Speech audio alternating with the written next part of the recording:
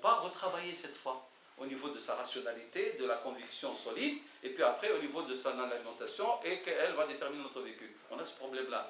D'où il nous est demandé de réfléchir notre foi, pour de bon. Vous devez la réfléchir. Je n'ai pas dit que vous devez douter. Non, vous devez faire la démarche de Abu Hamd al-Ghazali. Abu Hamd al-Ghazali n'a pas douté. Beaucoup de gens parlent de lui qu'il a douté. C'est pas vrai. Ils n'ont pas étudié alors ni sa pensée ni ses livres.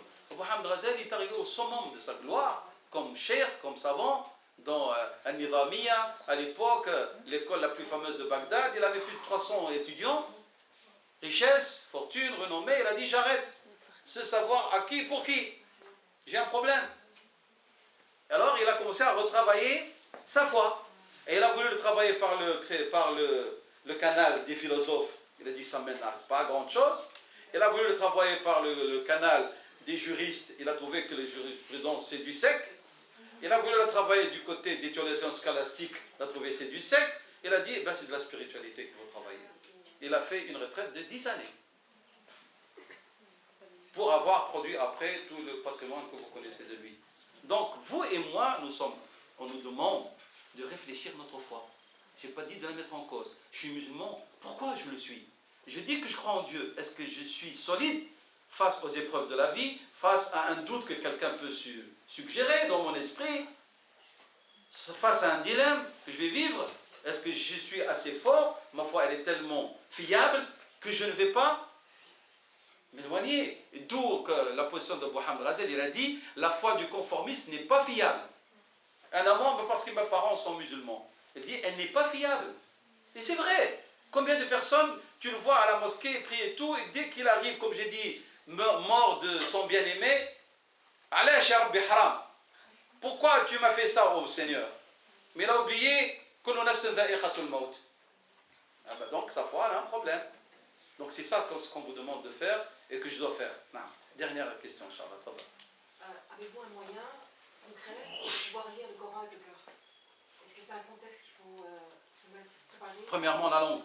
C'est ça le problème. Ma soeur, des orientalistes, pour découvrir le Coran et le combattre. On fait une démarche de 10 années d'apprentissage et même plus de la langue arabe. Jusqu'à maîtriser la grammaire et écrire dans la grammaire et donner leur conception même de l'histoire de la langue arabe et de ses sens, etc. Et moi et toi, mûs pour notre foi, on ne sacrifie pas du temps pour ça. C'est ce que j'ai dit, c'est-à-dire, on est en attente et on ne pousse pas la porte. Poussez la porte. Tu n'auras pas une signification réelle et tu ne goûteras pas à la beauté du verbe ni au sens. Mais ceci ne vous empêche pas d'appréhender certaines traductions d'essence du Coran. Pour vous approcher un peu, essayer de réfléchir sur le contenu. Mais ce n'est pas ça, cette démarche-là que j'ai dit tout à l'heure, qui est la seule. J'ai dit il y a 3 autres avec. Il faut les combiner. Il faut les combiner.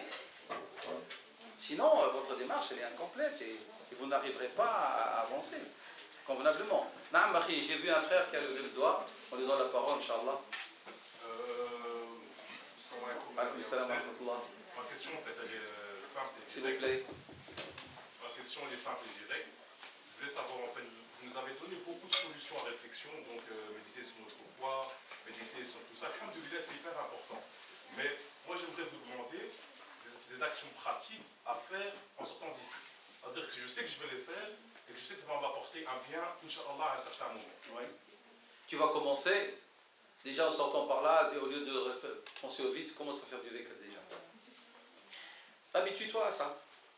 Si tu prends cette démarche-là, je vous assure, mon frère, après un temps de 2-3 mois, vous allez sentir l'islam, et lorsqu'on parle de Dieu, ou le Coran, etc., autrement. Donc vous me conseillez, dès que je sors, j'ai par exemple Astaghfirullah, Astaghfirullah. Oui, les formules que le prophète, les formules que ton prophète t'a léguées, qui sont les meilleures. Commence déjà par ça, qui démarche. Vous allez construire une intimité avec Dieu avec ça, le début d'une intimité. Puis tu combines par ce que nous avons dit. Et pas d'éparpillement, et pas d'empressement. Parce qu'il y a des gens, ils sont pressés. Ils veulent tout à la fois. Mais non, c'est un travail. Et donc vous m'assurez donc en disant 500 fois ou plusieurs fois par jour, j'aurai Inch'Allah un résultat. C'est pas sûr, si ton prophète c'est ça, tu t'es assuré, pas moi. J'ai donné Non. Ah là, j'ai peur parce qu'il y a des sœurs qui ont laissé leurs enfants chez eux, ou il y a le mari qui, barakallahu fi, s'est sacrifié, et puis il y a des sœurs qui habitent loin, même s'ils ne sont pas mariés. Donc, non. S'il vous plaît, par respect aux sœurs et frères intervenants.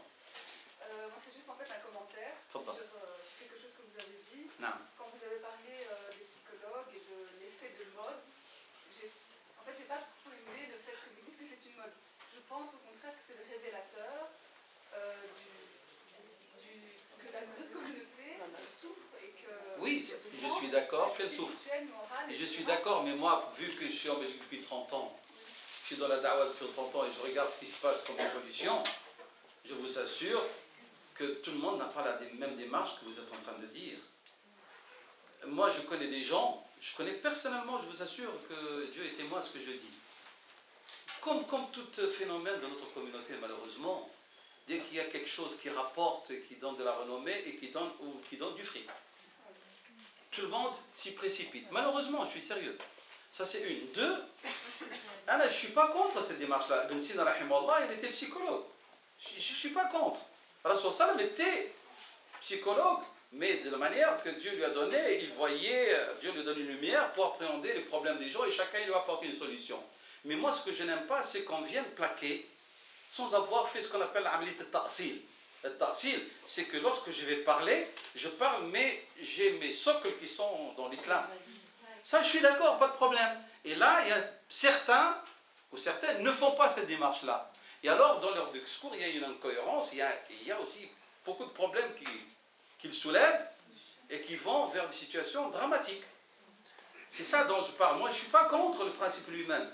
J'ai chez moi beaucoup de livres qui parlent de Ilm al-Nafs al-Islami, tout. Mais il faut qu'on aille. J'ai cité le Stade al-Badri. Mais j'ai dit, je suis contre le fait d'en faire comme une sorte de mode. Ça, je ne suis pas d'accord. Et c'est-à-dire, on commence à se moquer même, ou à utiliser les souffrances des gens. Et ça, je n'en veux pas. Et l'islam n'en veut pas. C'est tout. Vous avez aussi dit, vers la fin de votre conférence, qu'au lieu de se plaindre à des personnes, ça, je suis tout à fait d'accord, mais un psychologue ou un psychothérapeute peut justement être la personne à qui il faudrait en parler pour nous diriger, comme vous avez dit, avec les principes de l'islam. S'il est formé, si elle est formée, elle va dire à la personne, première chose, dès que vous allez sortir de chez moi, vous allez faire vos ablutions, vous allez faire du bon dans la carte. Je suis d'accord avec vous. Je suis d'accord avec vous. Comme un da'i qui a assez de connaissances va diriger quelqu'un à des procédés pour améliorer sa vie. Je suis d'accord avec vous. Non. C'est pour vous, hein, parce que moi je suis entre guillemets célibataire pour le moment, donc je peux rester jusqu'à 5 h du matin, mais vous, je sais que je vais avoir la foudre des maris. Hein. Non. Je voudrais rajouter, dans le cas s'il vous plaît.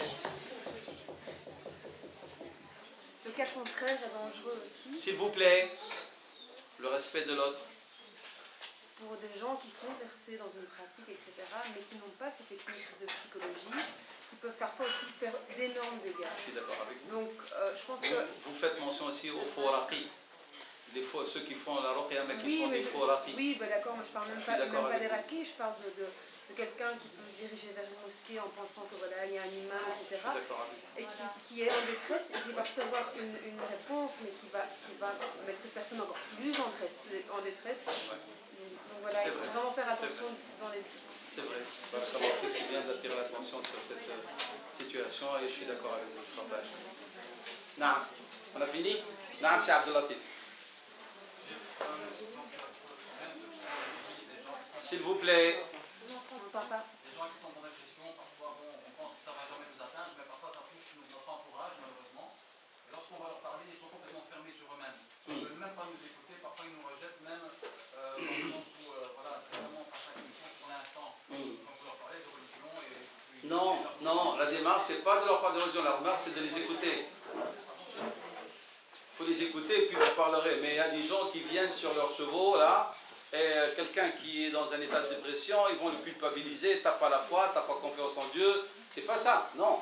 La démarche, c'est pas celle-là. Sayyidina Muhammad sallallahu alayhi wa sallam, il écoutait plus que ce qu'il parlait. Nous devons avoir cette sagesse. On doit être à l'écoute de l'autre sans lui couper la parole, puis petit à petit, il y a une relation. Tu n'as même pas besoin de lui parler, comme croyant. Tu entends ton frère ou ta soeur qui vient parler de ses dilemmes, et tu peux ne rien lui dire la première fois, la deuxième fois, ou si tu arrives à glisser un mot, tu lui dis « Je te demande d'aller écouter un peu de Coran, etc. » Et c'est tout, mais tu n'as pas à juger. Rasul sallam ne jugeait pas. Et j'en ai parlé une fois, et c'est un événement que vous connaissez tous et toutes, c'est Omar radiyallahu anhu. Lorsqu'on l'a informé d'un croyant qui buvait de l'alcool, il n'a pas commencé à lui dire il y a kafir, il y a fasir, etc. Il lui a envoyé un verset du Coran sans aucun commentaire. Le verset qui rappelle le retour à Dieu. Et c'est tout. Il ne faut pas faire des discours, nous avons une fausse démarche. Quelqu'un qui souffre, mais parce qu'il n'est pas ressourcé, et pour maintes raisons. Vous l'écoutez, chez Ahmed d'office, vous déviez, si je puis dire, vers la religion. Non, mais c'est parce qu'on n'a pas l'exercice. On ne leur fait pas de reproches. Hein, non, mais parce qu'on ne lit pas assez les directives prophétiques. Lorsque vous regardez les qualités de ses compagnons, on disait parmi ces qualités, c'est le silence. Le plus fréquemment du temps, la sallam était silencieux.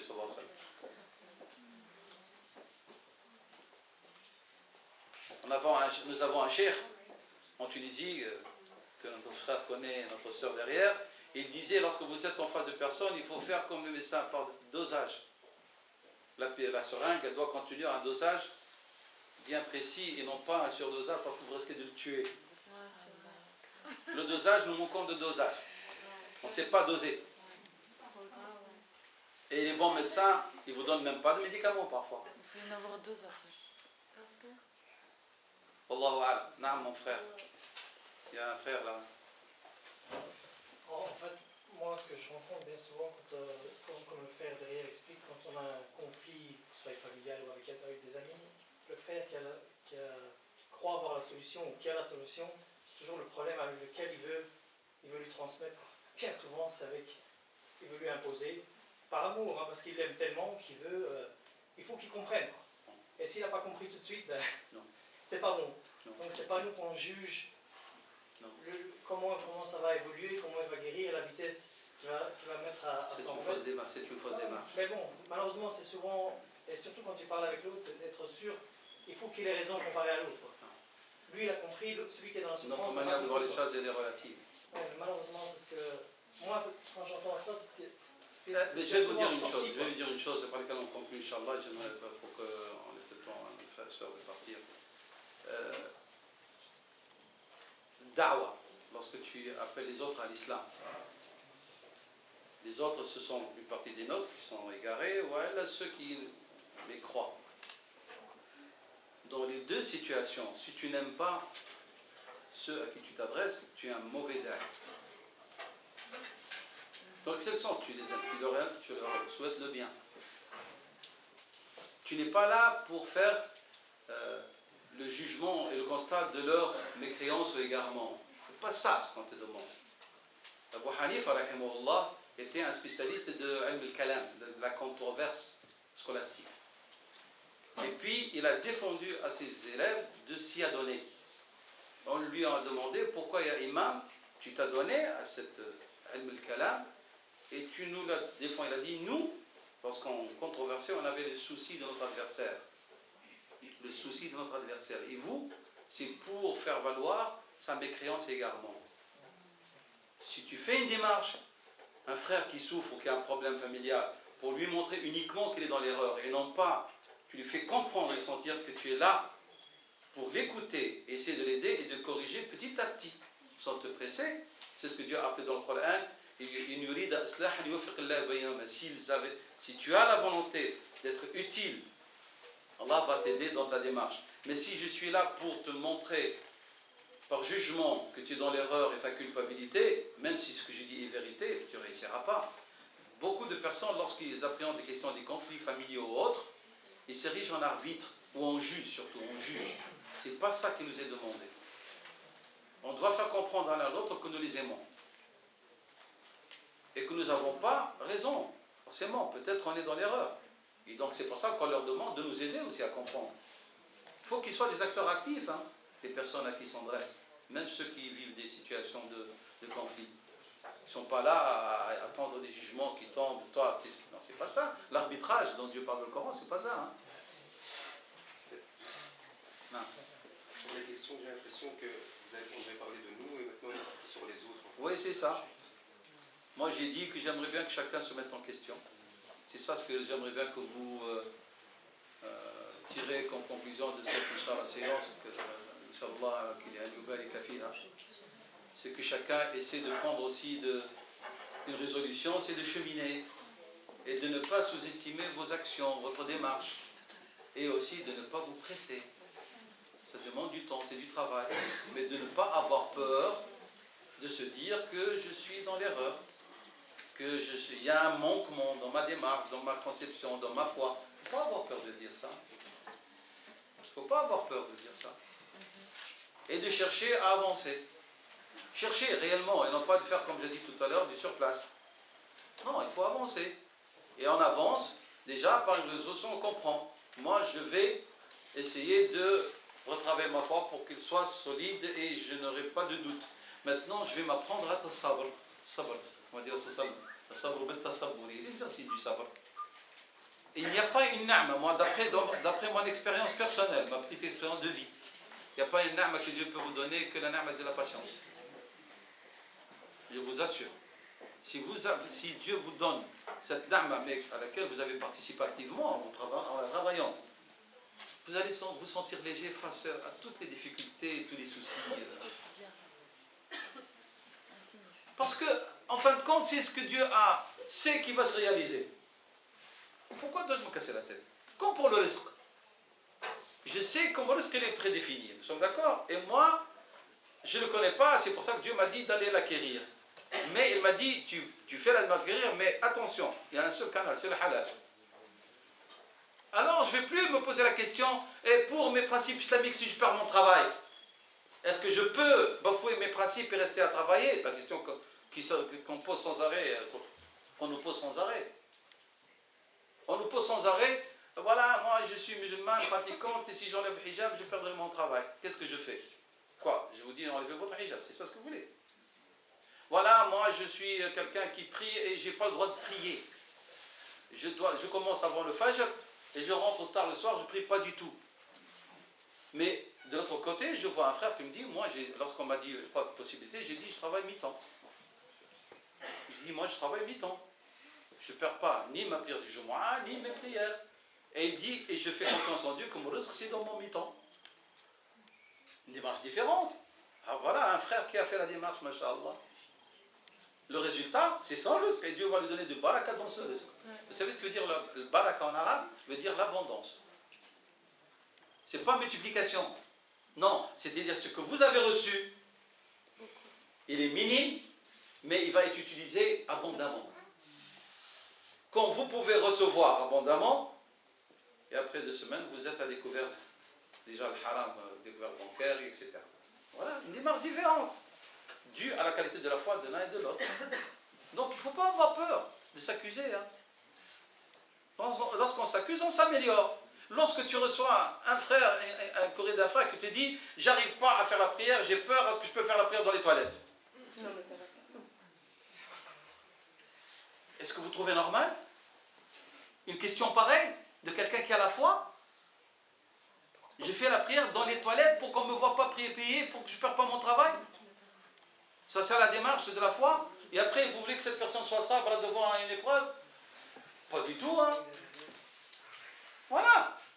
Ça commence par ces petites choses, hein. Et puis on va vers d'autres choses encore plus graves. فنسأل الله سبحانه أن يثبتنا وإياكم وأن يعطينا الفهم. اللهم صل على سيدنا محمد وعلى آل سيدنا محمد كما صليت على سيدنا إبراهيم وعلى آل سيدنا إبراهيم وبارك على سيدنا محمد وعلى آل سيدنا محمد كما باركت على سيدنا إبراهيم وعلى آل سيدنا إبراهيم في العالمين إنك حميد مجيد. اللهم انفعنا بما تعلمنا وانفع بنا وزدنا علما يا رب العالمين. اللهم إنا نسألك إيمانا صادقا وقلبا خاشعا ونسألك يا مولانا معرفتك حق المعرفة يا رب العالمين. اللهم اجعلنا ممن حققوا معنى العبودية وأنابوا إليك يا أرحم الراحمين. اللهم إنا نسألك أن تهدينا سبل السلام، وأن تجعلنا اللهم من عتقائك من النار من المقبولين يا أرحم الراحمين. ربنا آتنا في الدنيا حسنة وفي الآخرة حسنة وقنا عذاب النار. اللهم لا تجعل الدنيا أكبر همنا ولا مبلغ علمنا، ولا تجعل إلى النار مصيرنا ومآلنا برحمتك يا أرحم الراحمين. اللهم بارك لنا في عقولنا، وبارك لنا في أسماعنا، وبارك لنا في أبصارنا، وبارك لنا في أجسامنا أبدا ما أحييتنا، واجعله الوارث منا. اللهم إنا نسألك أن تجعلنا اللهم من أهل طاعتك يا كريم، وأن تفتح علينا فتوح العارفين يا أرحم الراحمين.